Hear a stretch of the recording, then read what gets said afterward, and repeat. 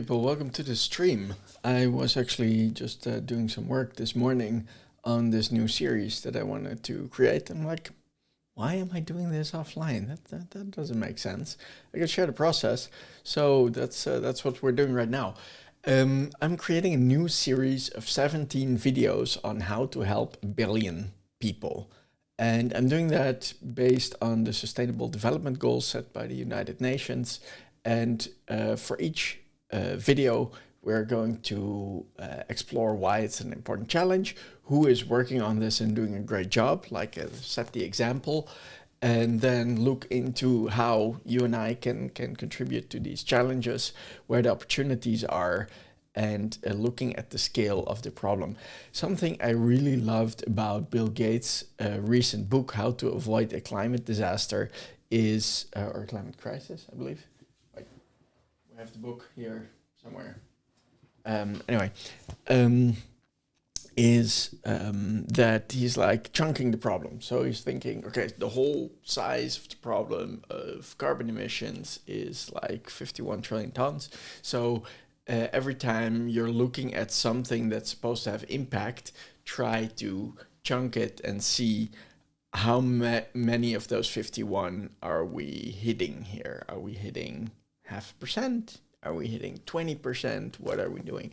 And so we're going to look at having impact on the Sustainable Development Goals in a similar way. Now, the weird thing is, if you build a business that helps a billion people, you might just become a billionaire in the process, which is, a nice incentive. But it shouldn't be the point, because, as research shows, everything above $60,000-ish dollars a year equivalent doesn't really make a difference to your quality of life. You're not going to feel better. So, why hoard it? If you want to leverage to have even more impact, by all means, be my guest. That sounds great. So over here, I have my Notion set up. I have the Sustainable Development Goals listed. I'm brainstorming some titles over here in this column. And then we're just going to fill it in, right? Sometimes I have a memory of something that I heard that I really want to share, like over here, Africa Tree Bank guy. Something mentioned in one of the Masters of Scale podcasts by Reid Hoffman. I'm going to have to Google that to find out what his actual name is and the name of his initiative, etc., so I can inform you guys properly. So pardon the shorthand here. That's just, references to my internal Rolodex. And we're going to make these segments short, actionable.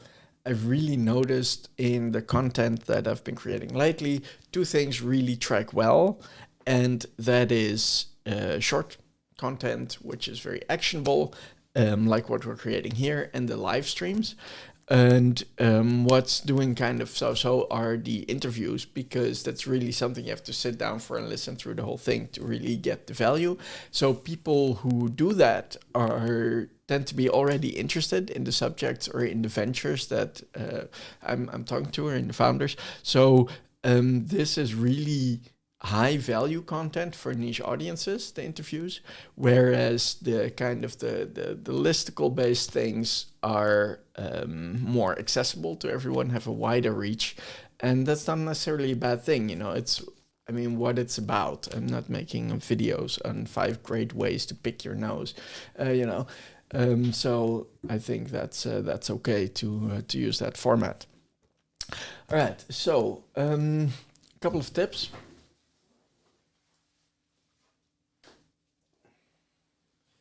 I just mentioned the book of Bill Gates. Now, Bill Gates is a famous guy. He's already a billionaire, and he wrote a great book on what we can do about climate change. This one is also very, very good. Plato Tackles Climate Change. It's written by a guy named Matthew Pye. I met him briefly online, of course. And it's really a book that I enjoyed a lot, because it provides this kind of timeless perspective on how humans can deal with problems, and how already, like thousands of years ago, there was a guy thinking so thoroughly and fundamentally that we can use his way of thinking about issues as a guideline for our current action and our current dialogue around this. And that makes it, I don't know, somehow more manageable. It's like, okay, we don't have to reinvent the wheel. We know this, we got this. We just have to, be thorough and forthright in the way we think and act in order to deal with what's ahead of us. And I think that actually doesn't only apply to climate change, that applies to a whole range of issues that we're going to be addressing here. So let's have a look. I have brainstormed some titles. I think that maybe the clean water and sanitation one needs a little bit of cleanup. And we can put some earth risks in there. Right, you still know what I mean. Okay, so responsible production and consumption. What would be a good title for that? I know the whole cradle to cradle stuff. It's an apt metaphor, but it doesn't inspire me.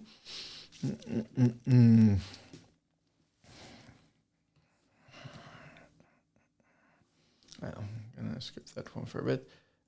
Climate action is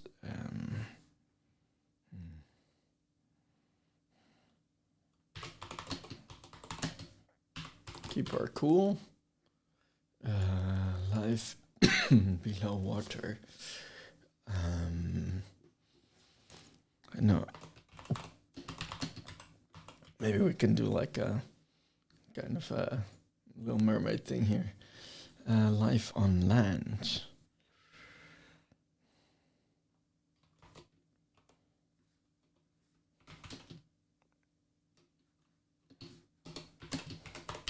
Urban/jungle. Let's see.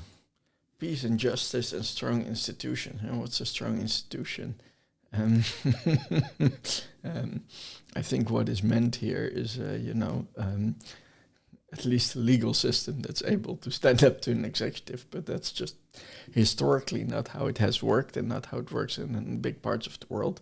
I do think there are huge advantages to having a system like that, but this one it's one of those sustainable development goals that can really be seen as kind of Western thinking, where it's like, yeah, okay, you guys came up with a system and it worked for you, good on you, but that doesn't mean that it's the be-all and end-all of how people should relate to each other. However, if you oppose this, if you say, okay, so we want war, injustice, and weak institutions, no protections for people who can't protect themselves, that is obviously bad, right? So what do we do here?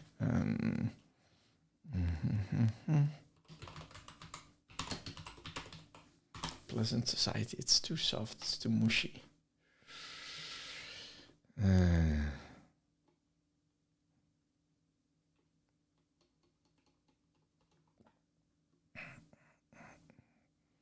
And brotherhood of men sounds too preachy. Okay, let's see. Peace, justice, and strong institutions. What does it make me think of? So, peace makes me think of like gentlemen, scholars having the time to tinker around with stuff and coming up with great innovations. Justice makes me think of like that generally crimes are punished and there's no crazy stuff going on where people just get treated unjustly by the system and they have no recourse. Which actually happens even here in the Netherlands, and thankfully made our government fall. Unfortunately, then we all went to vote and chose pretty much the same government. How's that for irony? But, the system does work. Strong institutions.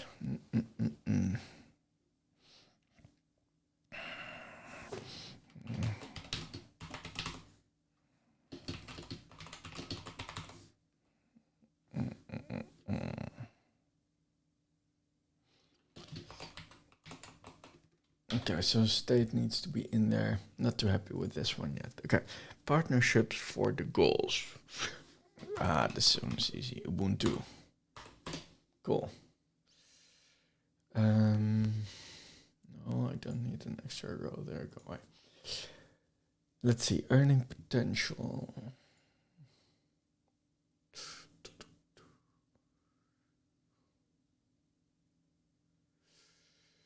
So for me, the no poverty thing is like, I define poverty as people not being able to provide for themselves, let alone contribute to society. So that is, no poverty is that everybody can at least kind of clear that line where they're able to generate enough value that they can live off of that and also contribute something. And not everybody is going to be able to do that because, you know, any kind of non-normative situation where they have physical or mental disabilities, or, you know, life happened and it sucked. And, you know, we need to take care of those people as well. They shouldn't be poor just because they can't generate enough value to take care of themselves. So we need to have a surplus, right? And I think we do. There is definitely a way to get beyond poverty. And overall, poverty has been in decline, but then, you know, our current pandemic crisis came along and that didn't improve matters. It reversed the trend in a lot of areas. A great book with great mental models to think about this is a book called Factfulness by a guy called Hans Rosling. Unfortunately, he passed away, but he co-wrote the book with his daughter and a number of other people. And that's a great resource to, you know, have the context to think about this problem effectively. So, why it matters.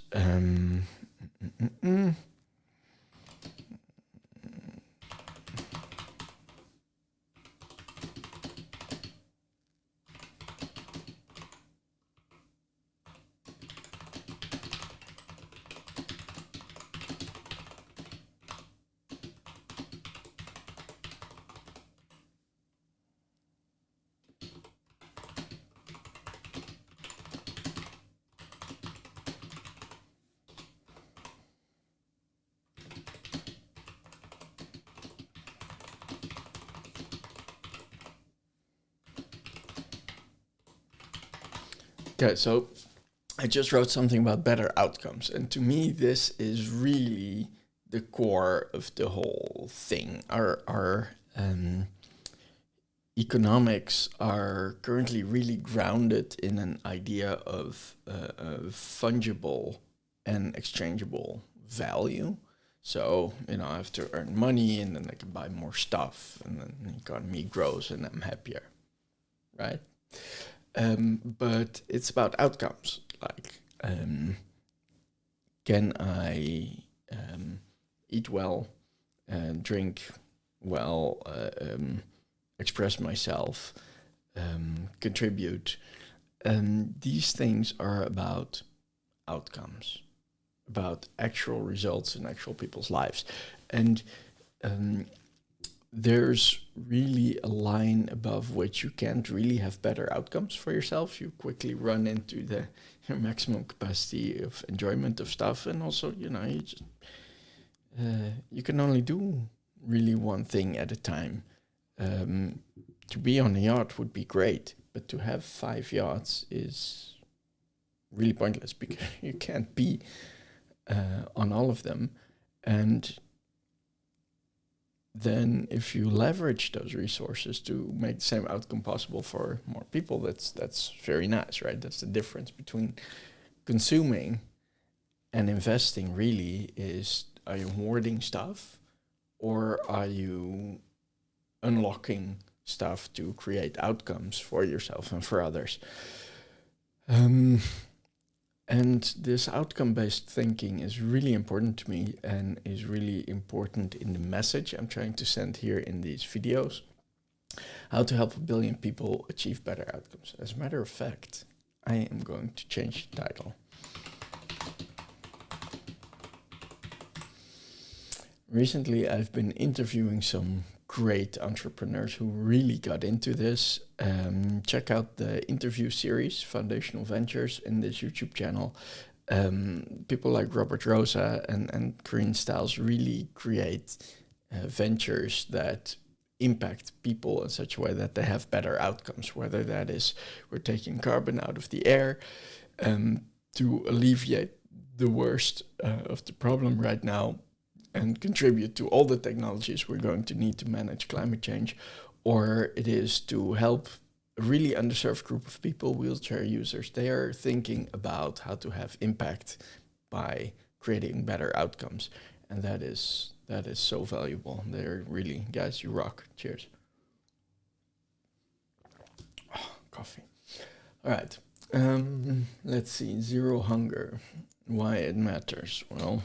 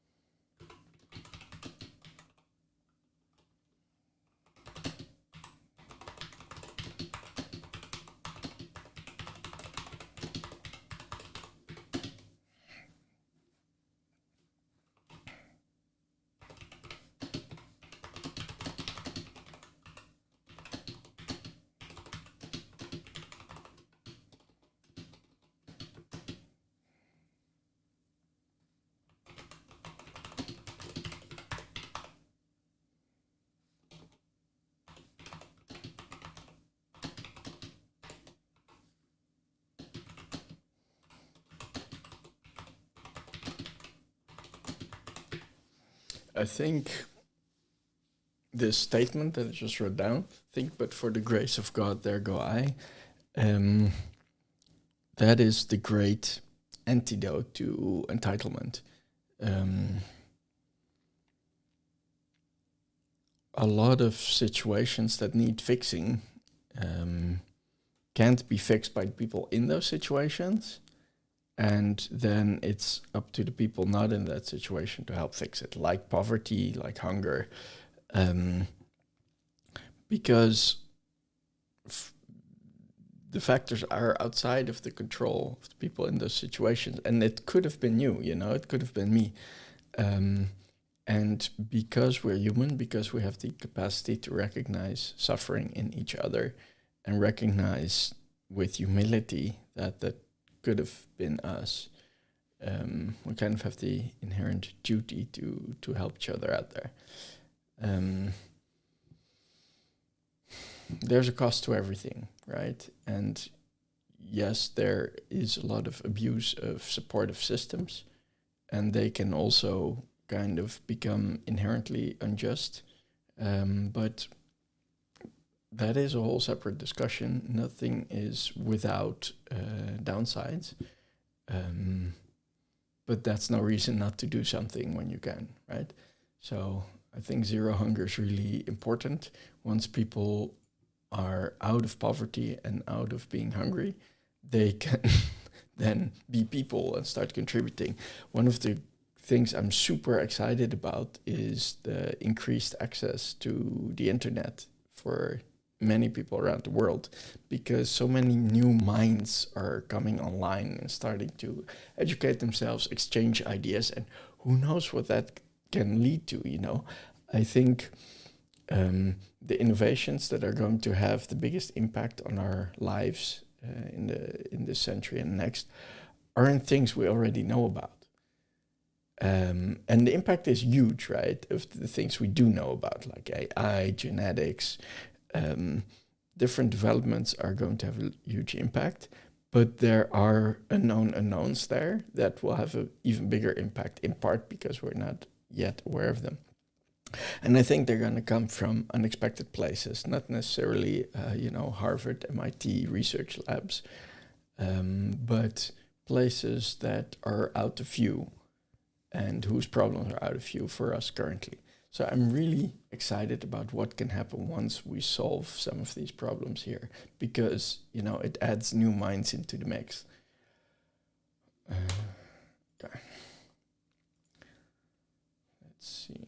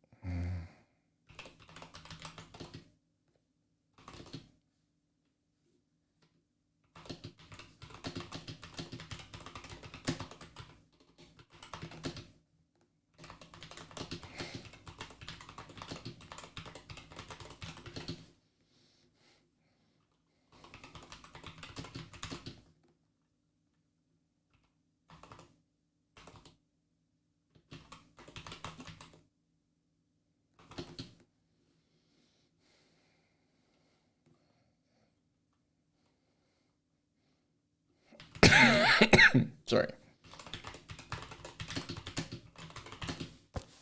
I have a bit of acid reflux problem, and sometimes it makes me cough a bit. It's thankfully not corona. I've gotten tested a bunch of times. Of course, you can still get it after the test, but so far so good. I don't have any other symptoms. What happened here? Able.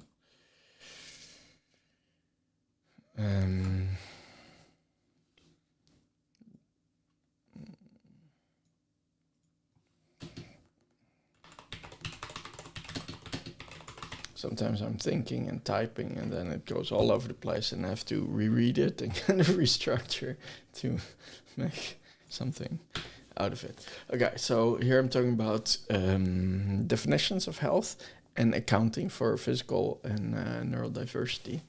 Recently, I saw a post by Richard Branson about neurodiversity. I'm like, okay, good on you using your voice and your platform to think about that. I've struggled with depression myself, and I am doing well, thankfully. Also thanks to the support of people around me.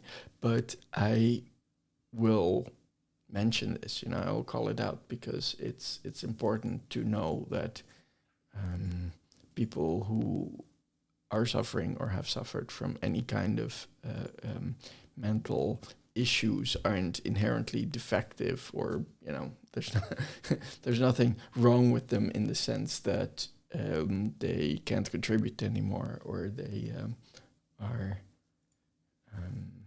even not always in need of care, because that can be actually victimizing. But it's part of the human condition, we're all in it.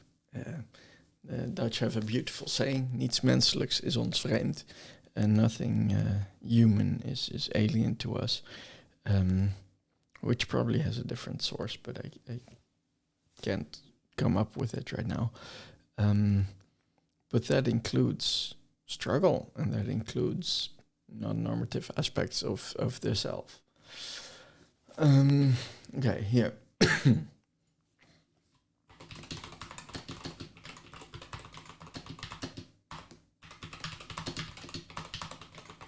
In order to facilitate the exchange and generation of new ideas,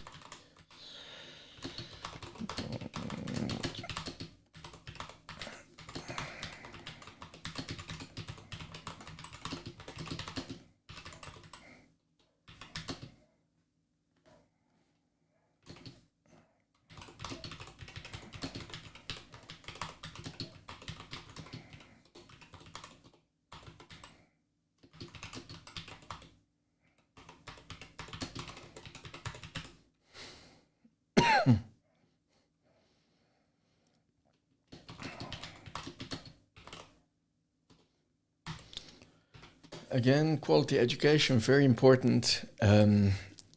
When people are able to contribute to the mix of ideas, then that's great. But they need to have some languages in common, some mental models, some ways to relate to each other. I often equate helping people in a way that educates them and edifies them as trying to build a house of cards that I have in my head, in your head. But then I need to have some shared concepts of cards and gravity and angles and friction. Otherwise, that won't work. Great example here is Khan Academy. That guy, I mean, even before like Coursera and those platforms were huge, before we were all homeschooling our kids, Khan Academy really put so much accessible content out there for people and kids to educate themselves and edify themselves. I love that initiative. Great example. Let's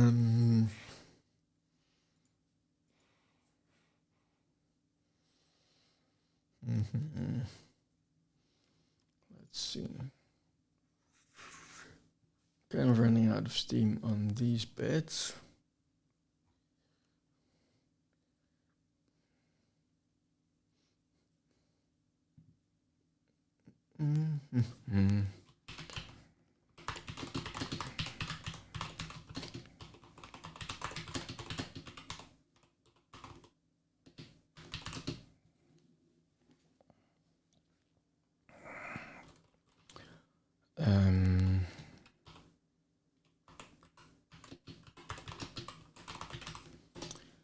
Okay, so for no poverty, I want to go into banking the unbanked, helping people to at least store value somewhere that's not their pillow. Potential of cryptocurrencies and of M-Pesa-like systems. I think that's a good way to go. Let's see, zero hunger. I know, I'm not sure I like the silent example here. Because it's too Silicon Valley, really. I've tried it myself and lived on this kind of constructed foods for a while, which went great, but it has a number of aspects that make Soylent and similar foods suitable for addressing this problem. Like it's really storable and it's doesn't perish easily. You can portion it really well, all kinds of advantages. But it's still a Silicon Valley hipster thing. It's not, and it also doesn't account for that a lot of people need to have a place, right, in a family and in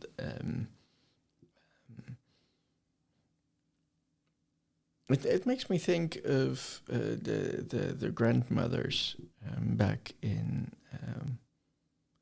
where my wife is from Kyrgyzstan. A lot of grandmothers cook for entire families. And you're like, what, shouldn't the young people be taking care of the old people? Yes, when they can't take care of themselves anymore and of the young people, but they're contributing by cooking and they're part of this meaningful exchange of value where they're like, okay, I cook for you guys and you all come here for lunch and we have social time, we have time for each other as a family. And I'm happy to provide the food, and often the children and grandchildren support the grandparent economically, and there's a sense of we're in it together and we're doing it together and for each other. And I think that's really nice. And the cold hard efficiency of constructed foods like Soylent kind of eliminates that role. But that's a good role. That's a worthy thing to be doing in the twilight of your life. Like, it's don't optimize that away, then you haven't achieved anything really. So I think food security needs to be addressed, but we need to have a diversity of options and constructed foods like Soylent are part of those options. Like after a disaster, it would be great to be able to give everybody Soylent rations, super efficient, but we shouldn't go overboard on those.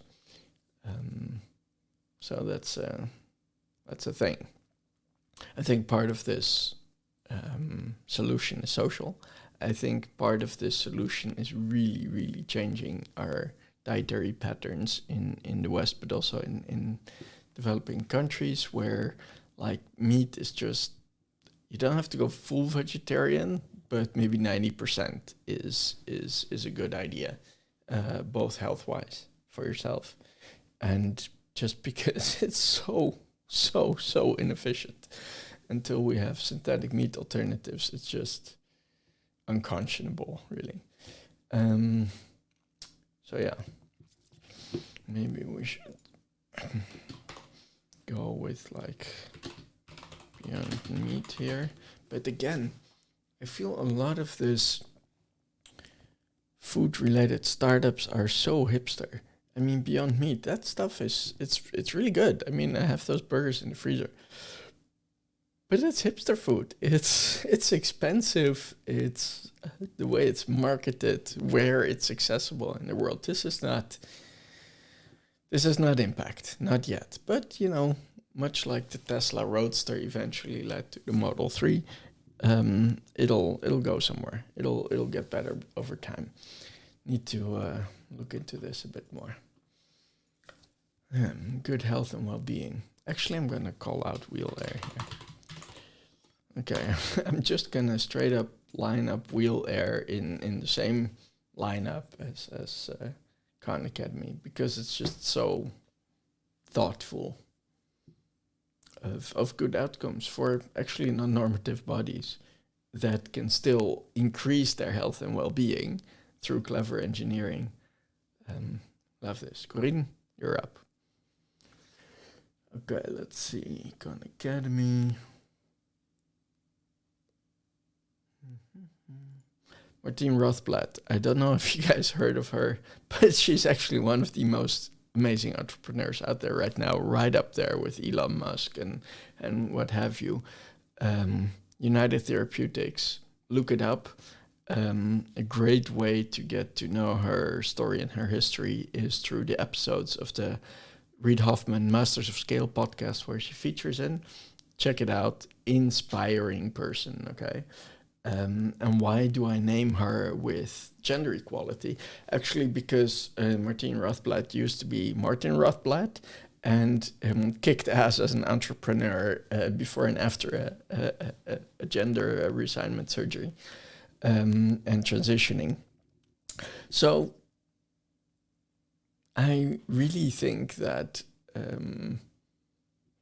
as a transhumanist, it's not important anymore to stick to what we were born with. I thankfully personally don't experience the friction in my life of not identifying as a cis heteronormative blah blah blah. Just that's easy. But I think that we are really humans trying to address human challenges, and we are able now to do things like implant hearts in people with heart failure. That's a good idea, right? We can change our bodies. We can change our outcomes to be better than they would have been otherwise. And we can also reassign gender.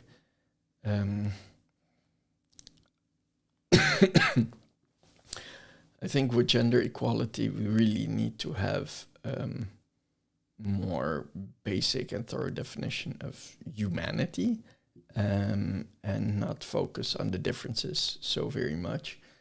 And that's just, I know that outside of this little super liberal, tolerant Western bubble that some of us are living in, this is a real struggle every freaking day. So I think this goes beyond gender equality. it goes into acceptance of the diversity, because actually it's only the commonality that matters.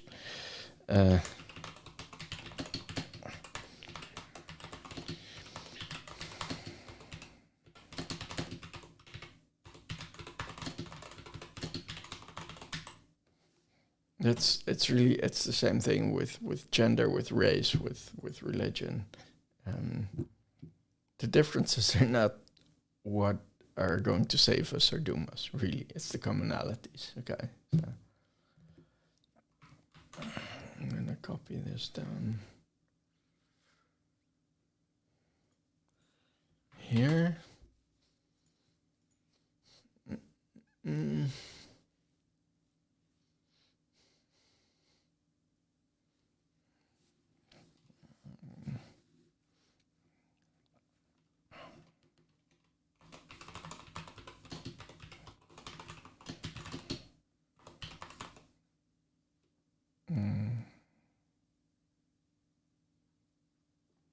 How do I say this? It's not. It doesn't get enough attention. Clean water and sanitation.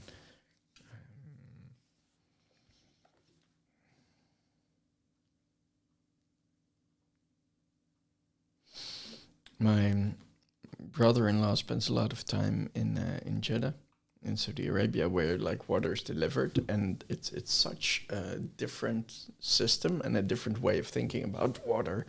And then here we're living several meters under sea level, effectively. So, and even here there's like drought and lowering groundwater tables. So it's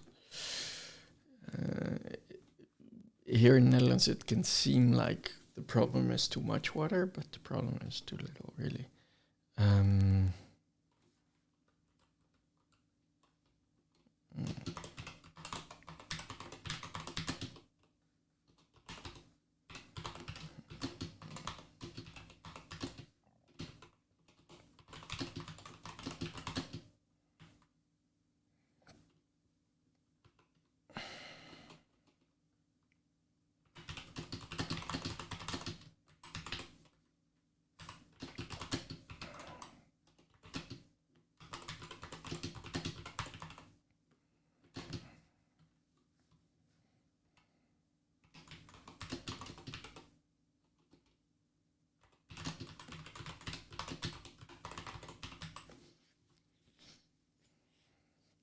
So I think the Gates Foundation did great work here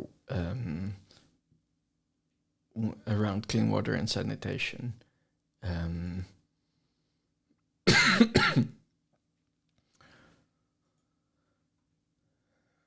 To be expanded on, let's see, for clean energy.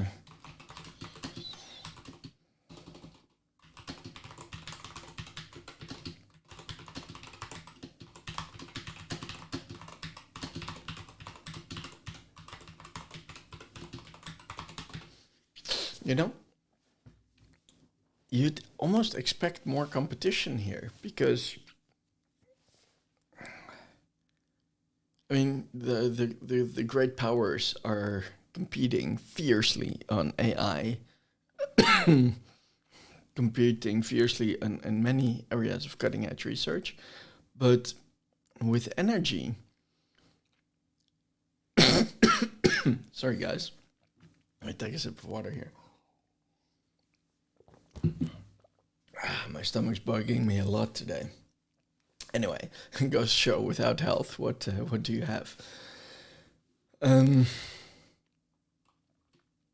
If we really solve energy, that makes so many things so much easier. You know, you can have farm boxes to grow food. You can clean up water through evaporation, distillation techniques. These are really energy intensive but super effective ways. But yeah, if we solve the energy one, we can do a lot.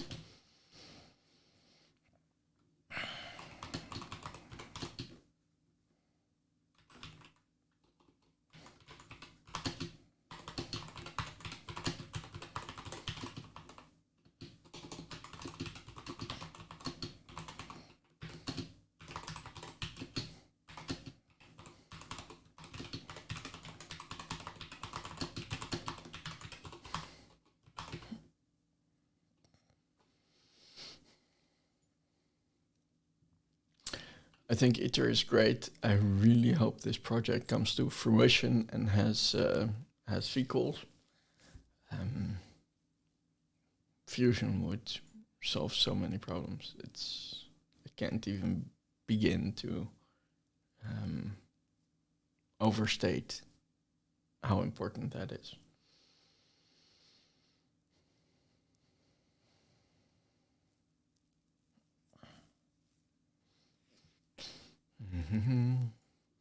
Okay, running dry again.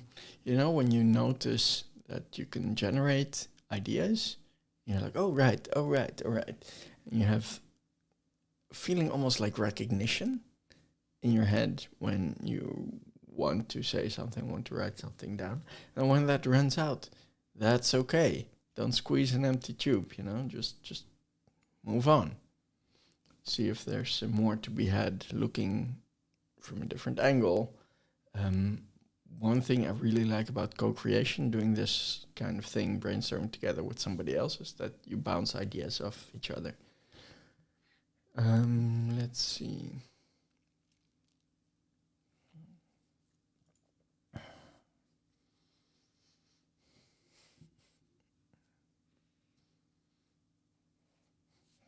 think from boxes are great. Here's some bodies.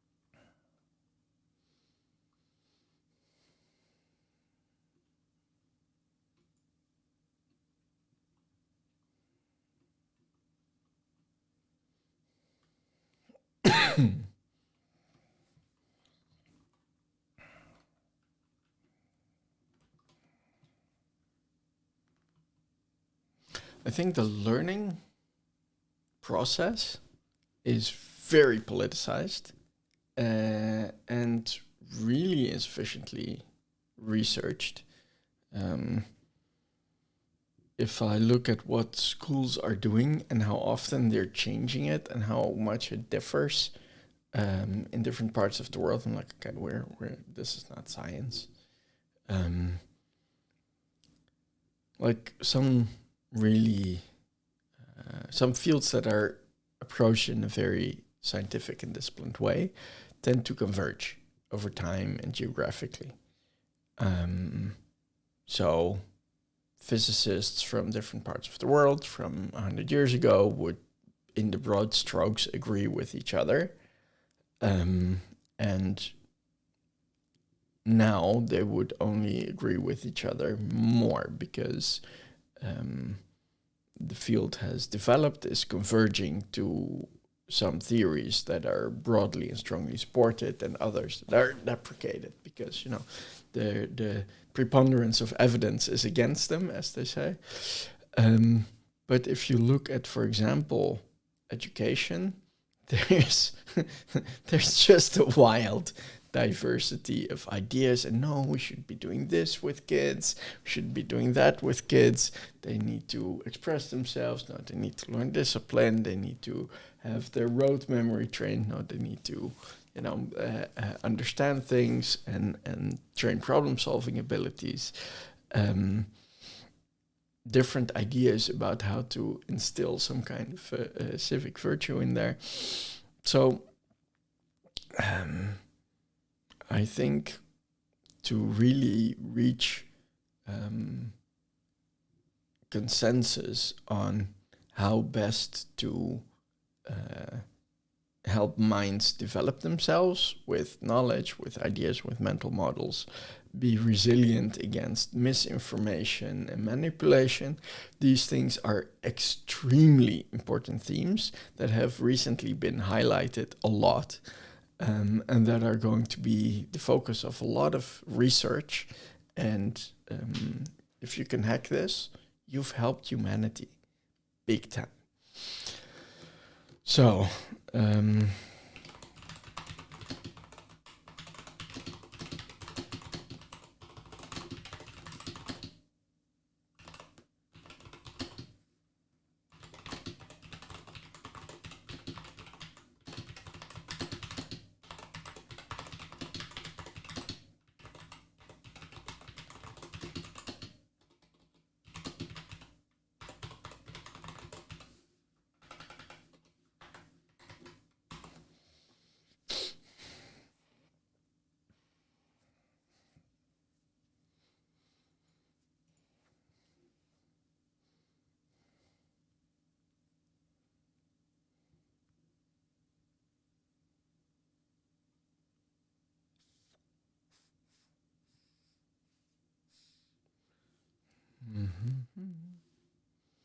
do I have a great idea here? No, not really.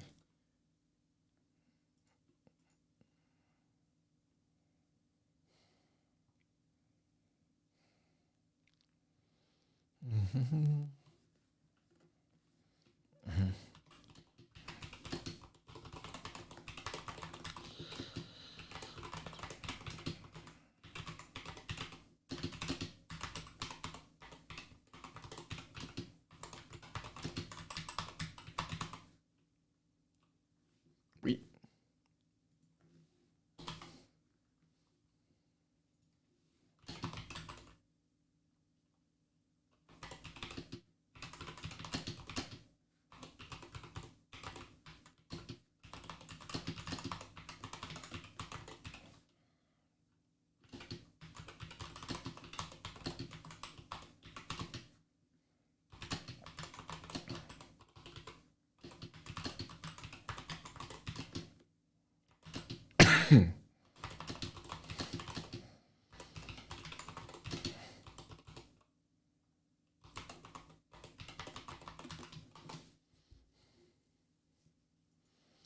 right.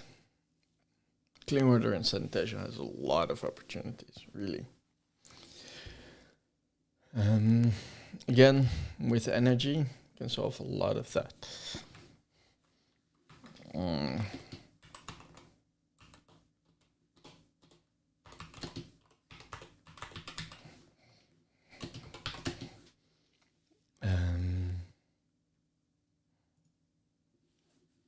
Whoa, I just really embarrassingly misspelled physics here. My bad. More coffee.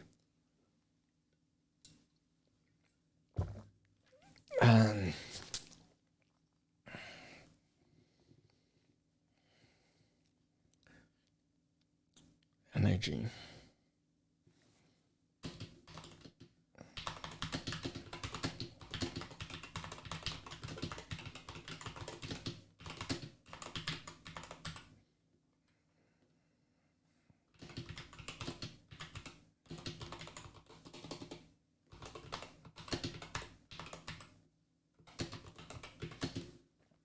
Like, you know, sometimes somebody says, this is my life's work. Well, yeah, we need many people's life's work. I'm not sure there's room for like a Elon Musk level influential entrepreneur here. I think it's really very many people doing very many parts of this puzzle. There's also a lot of material science that goes into solving the energy problem, whether that is in solar panels or in batteries or in reactor wall materials for fusion plants. This is a big one. This is a big challenge. Okay.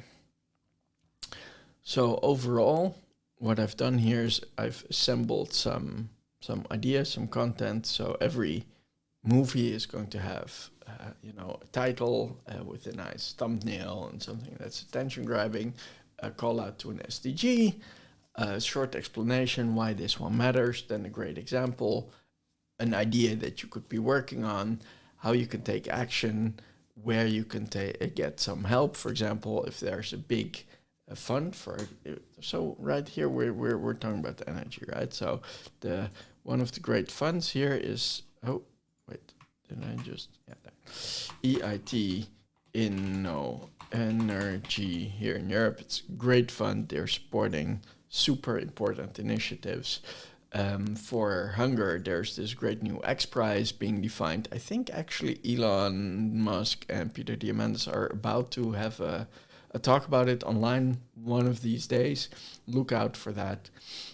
So there are sources of support. I want to include that in every movie. I want to say what I'm doing, which can be nothing because it's not something I'm currently doing or not currently one of the ventures I'm supporting. But I'll include that in the movie as well, and a closing statement, call to action kind of deal. So this is the format for these videos. I want them to be 5 minutes or less. I'm aiming for 2. We'll see how that goes. What I'm going to do now is I'm going to share this Notion page with a number of smart people whose opinions matter to me, ask them for feedback, get this up to the next level, and then start scripting and start gathering the resources to put these movies together. I'm going to need some stock footage. I'm going to take my camera out and record some footage myself. And we are going to be recording segments here in the studio. And I'll do a lot of that live as well. So stay tuned to the channel. Subscribe if you haven't yet. And check out our website at seedling.studio to keep track of what we're doing and maybe, get in the mix. This is not about me. This is not even about my business. This is about everybody being in the mindset that we work on the things that matter most. Because if we don't solve those problems, whatever else is not going to matter, really. I would really like to see more businesses in this space of contributing to the SDGs. There's so much value to unlock here. It's hard not to make money. Of course, it's always hard to make money when you have a new version, a new venture. But my point is, there's good work to be done here. You can also do good for yourself. That is not the reason not to get into this mix. I can't work anymore for any company that's complacent and saying, yeah, but we've already done XYZ. Yeah, it has zero impact or negative impact on all of these challenges, but it's what we do. We have a right to exist by us. Deal with it. I'm not doing that anymore. I'm not supporting that. I don't want to work for the oil industry or Big Beef or whatever. I want to work on these challenges, and I think you should too. And not to be moralizing, but if we solve these things, that would also be awesome. It's hard to come up with an idea that addresses one of these challenges that's not freaking awesome and that you can be proud to look back on. To have made this contribution.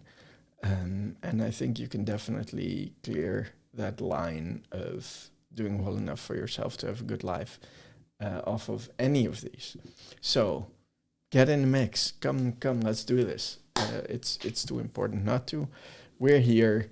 We're working on it, and we're helping out. We're connecting the dots. So please subscribe, stay tuned. We're going to be making this content. This was just a little bit of prep work. If you're a content creator, doing this homework really helps you create better content, more structured, more recognizable, more focused. Every time I don't do this preparation, I make a video that is too long and not on point. And every time I do this preparation, great content comes out of it, which, has more views, has more responses, and hopefully has more impact out there to inspire, support, and celebrate the people who are doing all this awesome stuff. Again, these challenges are all related to the Sustainable Development Goals. Check it out at un.org, the website of the United Nations. There's a lot of support materials available to read up on these challenges, what's already being done, where the support's available, where funding is available.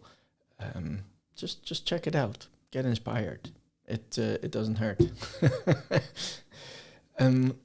Another thing, don't be overwhelmed. Don't get depressed. Yes, these are a lot of challenges, but we're no longer dealing with the bubonic plague. We're dealing with corona, and we're developing vaccines, and we're actually almost conversant to the problem. It has a huge impact, but humanity has never been able to deal with any disease like this. We are not currently dealing with the threat of immediate world war. That is very nice. That could have been totally different. A lot of the history of the world has been written in blood, and right now we're starting to write a bit more of it in ones and zeros. And yeah, there's a lot of crap. There is. But, don't do the wrong things. Do the right things. Don't lose faith.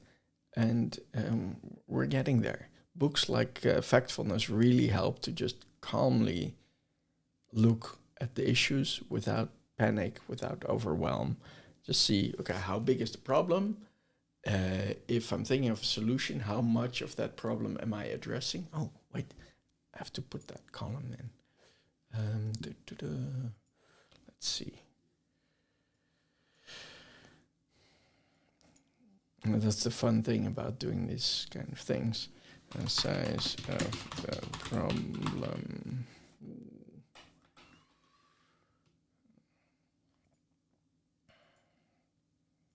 Okay. Okay, so here in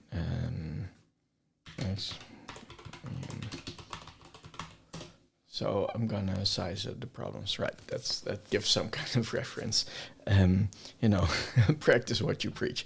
It's great to always break the problem down into, okay, how big is it? How many people does it affect? How many tons of XYZ is it? And if I'm thinking of solutions, how can it scale to impact a significant portion of that problem? Because then you really have something. If you have any questions about this, please reach out. I'm always happy to help anybody who's willing to get in the mix here. Thank you very much. See you next time.